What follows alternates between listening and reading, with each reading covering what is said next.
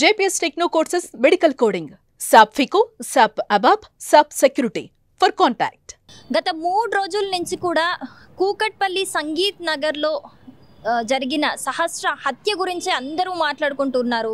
అసలు అంత 12 ఏళ్ల చిన్న పాపని అంత అతి కిరాతకంగా చంపే అవసరం ఎవరికుంది? అసలు అన్నిసార్లు ఒక 20 కత్తిపోట్లు కనిపిస్తున్నాయి. సో అన్నిసార్లు పొడిచి ఎవరు చంపారు, అంత అవసరం ఎవరికుంది అనే ఇలాంటి కొన్ని ప్రశ్నలే ఉత్పన్నమవుతున్నాయి అందరి మధ్యలో కూడా. సో ప్రజెంట్ మనం ఇప్పుడు కుకట్పల్లి సంగీత్ నగర్లోని హత్య జరిగిన ఇంటి ముందుండి మాట్లాడుతున్నాము. సో చూడొచ్చు, ఇదే సహస్ర వాళ్ళ ఇల్లు. అక్కడ ఇల్లు చూడొచ్చు, అది 3rd ఫ్లోర్లో ఉన్న పెంట్ హౌస్. ఇదే బిల్డింగ్ హత్య జరిగింది. సో ఆడ మనం చూడొచ్చు 3rd ఫ్లోర్లో పెంట్ హౌస్, అది 1 BHK ఫ్లాట్ లాగా మనకు కనిపిస్తుంది. సో ఇక్కడ 3 ఫ్లోర్స్ ఉంది ఈ బిల్డింగ్. ఒకవేళ పాప ఆ రోజు ఒక్కతే ఉన్నా, వెళ్ళకుండా ఇంట్లో ఒక్కతే ఉన్న సమయంలో జరిగింది ఆ దారుణం. సో ఒకవేళ అన్నిసార్లు కత్తిపోట్లు పొడుస్తున్నా ఎవరికి, ఒకవేళ నిజంగా పాప అరిచినా కూడా ఎవరికి వినిపించదు. ఒకవేళ వినిపిస్తే ఈ పక్కన ఆనుకొని ఉన్న బిల్డింగ్స్కి వినిపించే అవకాశం ఉంది తప్పితే కింద అయితే ఎవరికి వినిపించదు. ఎందుకంటే ఇక్కడ మనం క్లియర్గా చూడొచ్చు, ఇక్కడ అంతా రోడ్ ఏరియా ఉంది, చాలా వెహికల్స్ ఇక్కడ వెళ్తూ ఉన్నాయి. సో ఈ వెహికల్ సౌండ్స్కి కావచ్చు, అండ్ మొత్తం ఇది పెంట్ హౌస్ మొత్తం పైన ఉండటం వల్ల కూడా కావచ్చు, గట్టిగా అరిచినా కూడా ఎవరికి వినపడని ఒక ఎన్విరాన్మెంట్ మనకి ఇక్కడ కనిపిస్తుంది.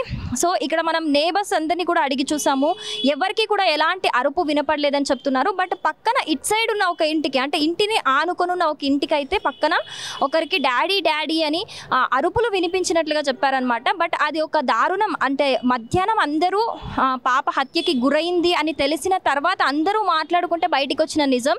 సో ఒక బాబుకి వినిపించిందట, ఆ పాప డాడీ అని అరుస్తున్నట్టు వినిపించిందట ఒక పాప గొంతుతోని. అది సహస్ర అరిచిందా, ఎవరు అరిచిరో తెలియదు, కానీ అలాంటి ఒక గట్టిగా కేకలు వినిపించాయట ఇక్కడ పక్కన బిల్డింగ్లో.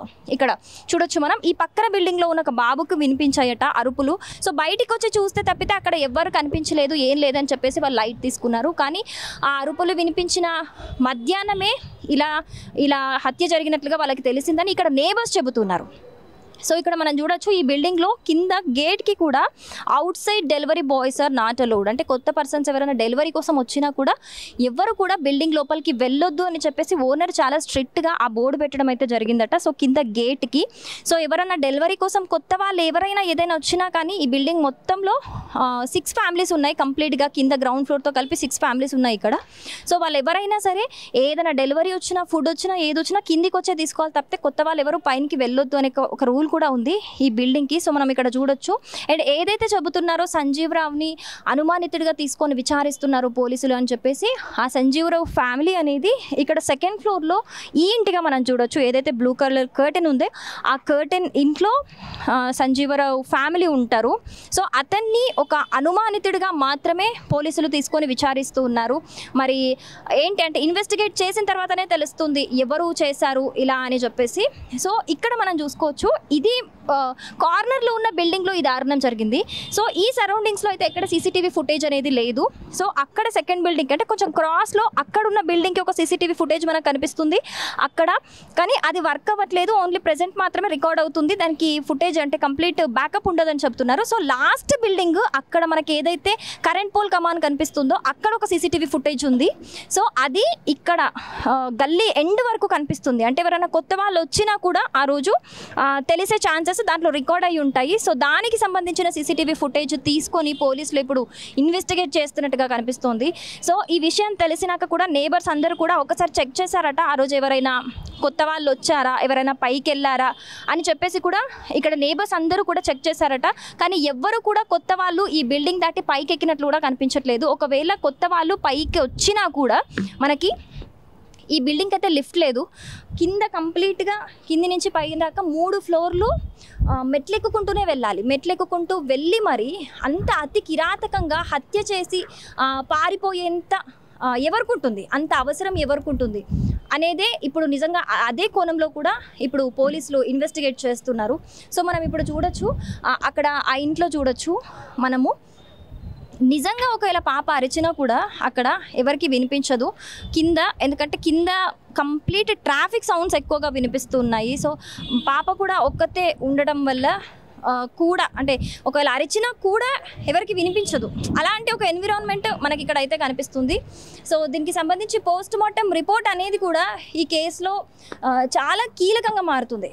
ఎందుకంటే అసలు మొత్తంగా బాడీ మీద ఏమేం గాయాలయ్యాయి, ఏ విధంగా చనిపోయింది, ఏ టైంలో చనిపోయింది అనేసి ఇలాంటి విషయాలు కూడా పోస్ట్ మార్టం రిపోర్ట్లో చాలా కీలకంగా మారే అవకాశాలు ఉన్నాయి.